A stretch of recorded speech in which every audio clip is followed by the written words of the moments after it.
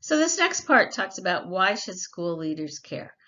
So if you think of a light switch, it turns off the child's learning switch or reduces it. They have decreased reading ability, often lower GPAs, higher rate of school absences, increased dropout rate, and more suspensions or expulsions. So probably some of this is common sense, but we need to break it down so that school leaders, educators, if you're a social worker in the school, you will know exactly what issues you are dealing with. And a traumatized child sees the world as a dangerous place, including school.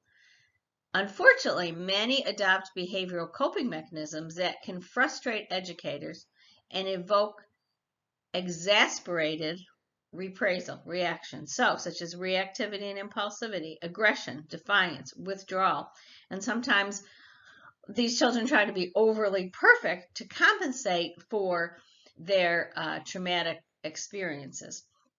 So educators, social workers, anybody who works with these children need to be educated in how do we deal with this? How do we reduce this? How do we help children develop better coping mechanisms?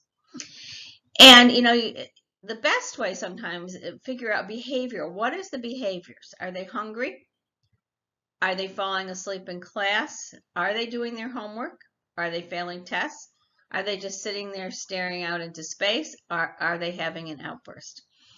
And then to figure out the particulars of these. For example, if a child comes to school hungry, once a week, it doesn't mean, they're being abused or neglected or have a high ACES score. So it's really important to keep track of the extent of these behaviors and how often does this happen. And then, there can be schools such as trauma-sensitive schools where children feel safe.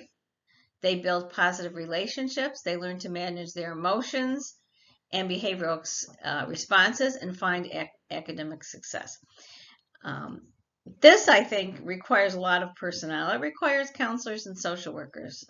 Teachers can do a bit in the classroom. However, these children need intensive services.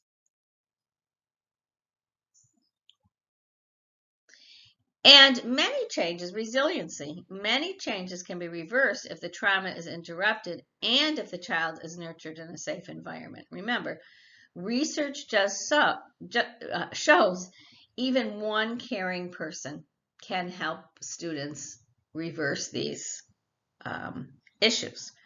So they need stable, consistent, predictable relationships because a lot of times in their homes they don't have predictable relationships. Trauma-related behaviors need to be recognized so that your reaction to the behavior does not further traumatize the child. So you need to have some familiarity with this and not convey your adverse reactions to the child or look shocked. You may feel shocked inside. Of course we do. We all have feelings. We think this is a terrible thing. But how can you not show that to the child? Because that will cause the child to further withdraw and not reveal to you either their true feelings or their true behaviors. So we have to help them feel safe and teach them self-skills for regulation. In other words, we have to help teach them interior skills so that they control their own behavior, because obviously adults in their environment have not taught them how to control their behavior, okay? Have not taught them how not to be impulsive. So we need to help do that with children. We need to extend empathy, mercy, and grace. Alternative discipline. Community service can teach children a lot, can teach children discipline. It can help them have empathy.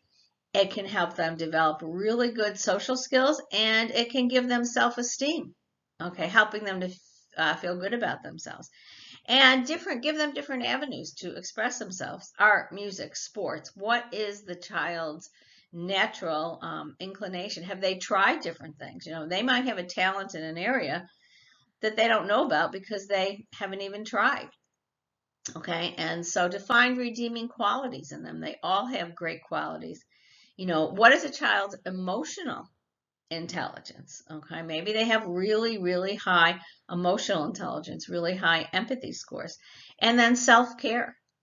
Do they know how, again, to regulate their own self-care? What are they going to go, what's going to be their go-to for self-care? Sports, yoga, music. There's music therapy, there's art therapy.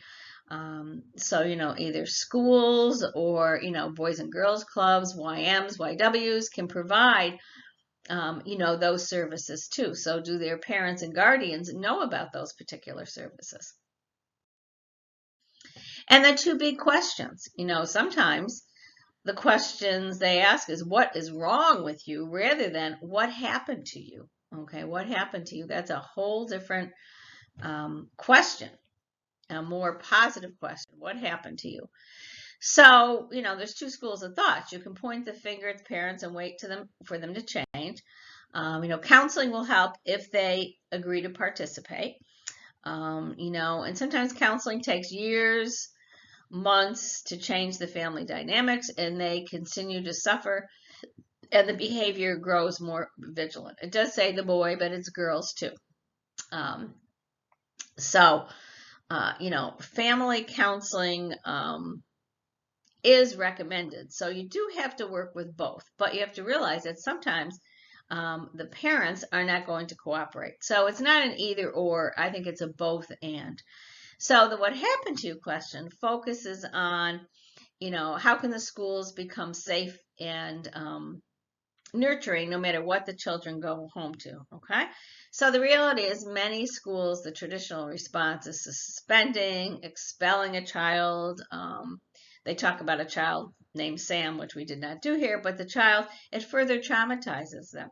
So that's a true and tried road to prison, or they drop out or become damaged for no good reason. So, my school of thought is you have to work with the parents because the child eventually has to go back to the parents. However, you have to realize that some parents or guardians may not be willing or able to change. So you have to teach the child what is that self-regulation and the inner monitoring for the child. Now, when little people are overwhelmed by big emotions, it's our job to share our calm, not to join in their chaos.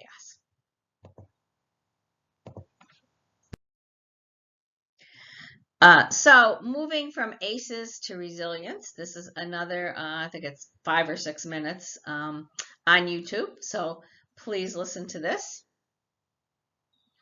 And remember to register for classes, complete the letters, and remember I will be turning in midterm grades on October 16th, which is a Saturday. So it may be after you have listened to this, but maybe not. And this is one last video too, again, that you can watch on YouTube. Okay, so have a great day, and hopefully this information was helpful to you.